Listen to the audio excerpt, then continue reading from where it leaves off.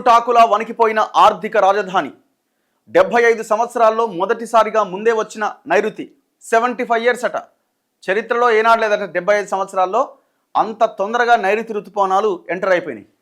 గంటల వ్యవధిలోనే కుంభవృష్టి, వెల్లువెత్తిన వరద నీరు, మునిగిపోయిన భూగర్భ మెట్రో లైన్లు, కొలాబోలో 107 ఏండ్ల రికార్డు వర్షపాతం, కేరళలో 11 జిల్లాలకు రెడ్ అలర్ట్. సో దేశంలో చాలా ప్రాంతాలు నీట మునిగిన పరిస్థితి. ముఖ్యంగా ముంబై ఆర్థిక రాజధాని అండ్ దాంతోపాటు కేరళలో కూడా రెడ్ అలర్ట్ ప్రకటించినట్టు 11 డిస్ట్రిక్ట్స్కి. ముంబైలోని మతుంగాలో గాంధీ మార్కెట్ రహదారిపై చేరిన వరద నీటిలోనే వెళ్తున్న వాహనాలు. దేశ ఆర్థిక రాజధాని ముంబై అతలాకుతలమైంది. నెల రోజుల ముందుగానే నైరుతి ఋతుపవనాలు రావడంతో కుండపోత వానతో చిగురుటాకులా వణికిపోయింది. ప్రజాజీవనం అస్తవ్యస్తమైంది. కొలాబోలో 207 మిల్లీమీటర్ల వర్షపాతం నమోదైంది.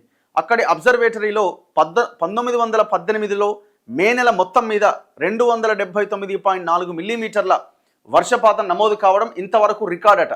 అంటే ఒక నెలంతా తీసుకుంటే ఆ నెలలో పడ్డ వర్షపాతం 279 మిల్లీమీటర్లట.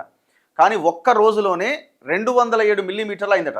తాజా వానలతో ఈ మే నెలలో 295 మిల్లీమీటర్లు నమోదు కావడంతో 107 ఏండ్ల ఆ రికార్డ్ చెరిగిపోయింది. గత 75 సంవత్సరాల్లో ఇంత త్వరగా ఋతుపవనాలు ముంబైని తాకడం ఇదే మొదటిసారని భారత వాతావరణ విభాగం అధికారులు వెల్లడించారు. సోమవారం తెల్లవారుజాము నుంచే అనేక ప్రాంతాలను కుండపోత వర్షాలు ముంచెత్తినాయి. రోడ్లు, రైలు, మెట్రో సేవలకు అంతరాయం ఏర్పడింది. ఉదయం 11 గంటల సమయానికి నారిమన్ పాయింట్ స్టేషన్లో 252 మిల్లీమీటర్లు, బైకుల్లా ఇవాడ్లో 213 మిల్లీమీటర్లు, కొలాబోలో 207 మిల్లీమీటర్ల చొప్పున వర్షం పడ్డది. రోడ్లన్నీ చెరువులను తలపించినాయట. ఇగో ముంబైలో భారీ వర్షాలకు రహదారిని ముంచెత్తిన వరద. ఓ రోడ్డుపై భారీగా వరద నీరు చేరడంతో నిలిచిపోయిన వాహనాలు ఎక్కడ వెహికల్స్ అక్కడ ఆగిపోయినాయట. అయితే ముంబై నగరంలో ఉదయం మార్నింగ్ 8:30 నుంచి సాయంత్రం 5:30 వరకు సగటున యావరేజ్గా 14 సెంటీమీటర్ల వర్షం పడ్డదట. ముంబై, ఠానే, రత్నగిరి ఈ ప్రాంతాలకు మొత్తాన్ని రెడ్ అలర్ట్గా ప్రకటించారు. ఒక పిడుగుపడ్డది, ఒకరు చచ్చిపోయారు. కేరళ రాష్ట్రంలో 2 రోజుల్లో 10 మంది చచ్చిపోయారట.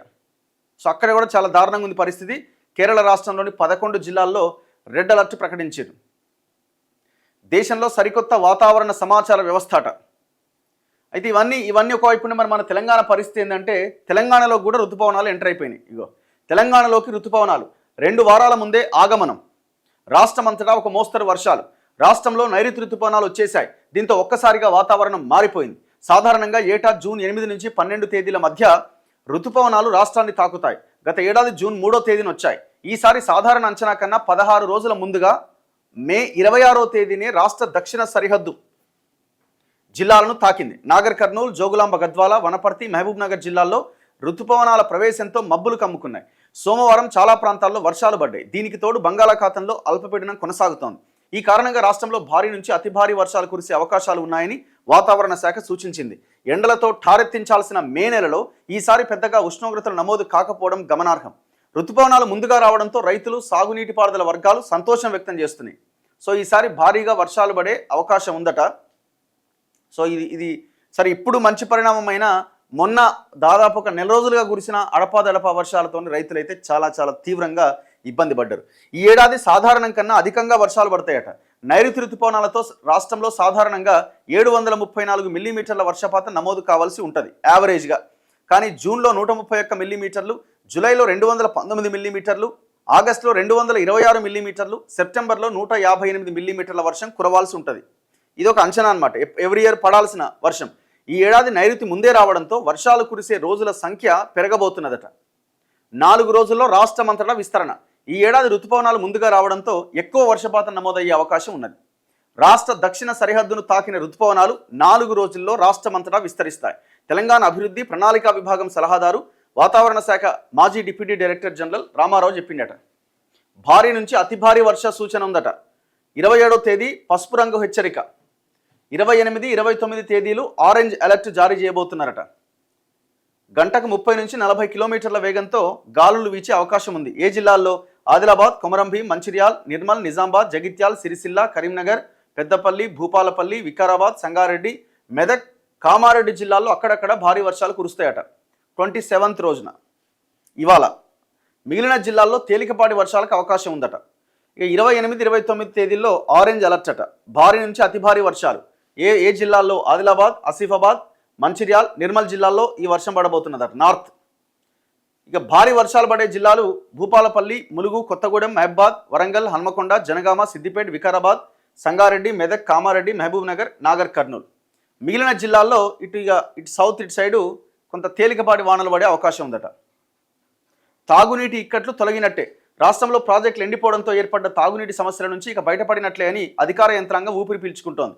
ఉమ్మడి మహబూబ్ నగర్, రంగారెడ్డి జిల్లాలకు తాగునీటి అవసరాలు తీర్చే జూరాల జలాశయంలో నీళ్లు అడుగంటగా ఇటీవల కర్ణాటకను 4 టీఎంసీలు విడుదల చేయాలని అభ్యర్థించిరట. శ్రీశైలం, నాగార్జున సాగర్ నుంచి తెలంగాణ, ఏపీ రాష్ట్రాలు డెడ్ స్టోరేజ్ నుంచి నీటిని తోడుకొని తాగునీటి అవసరాలు తీర్చుకోవడానికి ఇటీవల కృష్ణా బోర్డు అంగీకరించింది. జిల్లాల్లో కూడా బోర్లు అడుగంటిని. ఋతుపవనాల రాకతో ఇబ్బందులు తప్పే అవకాశం ఉందని ఇంజనీర్లు అంచనా వేస్తున్నారట. సో కొంత ఆహ్వానించదగ్గ మంచి శుభ పరిణామంగా మనం చెప్పొచ్చు. చూడాలి మరి. కానీ మనం కొన్ని ఇయర్స్ అయితే జూన్లో కూడా వర్షాలు పడని సందర్భాన్ని చూసినాం. ఎప్పుడో అడపాదడప 1-2 వర్షాలు తప్ప ఈ ఎల్నినో ప్రభావం అని ఇంకోటని ఋతుపవనాలు మళ్ళీ వెనక్కిపోయినాయి అని. కానీ ఈసారి ఎవరు ఊహించని విధంగా 15-16 రోజుల ముందే ఋతుపవనాలు వచ్చేసినాయి అన్నమాట. యాక్చువల్ టైం కూడా రావు, యాక్చువల్గా డిలే అవుతుంటుంది. కానీ రావాల్సిన సమయం కంటే ఇంకా 15-16 రోజుల ముందే ఋతుపవనాలు ఎంటర్ అయిపోయినాయి, వర్షాలు పడుతున్నాయి. రేవంత్ రెడ్డి కొంత ఊపిరి తీసుకునే అంశం, పైసలు అంటున్నారు, వానలు ఉన్నాయి అనే కాడికి వచ్చింది. ఆ వానలు కూడా పడలేదనుకో, రైతులంతా ఆగమాగం అయిపోతుంటే ఇంకా భయంకరమైన సిచ్యువేషన్ ఉంటుండే. నెక్స్ట్ మిగతా వార్తల్లో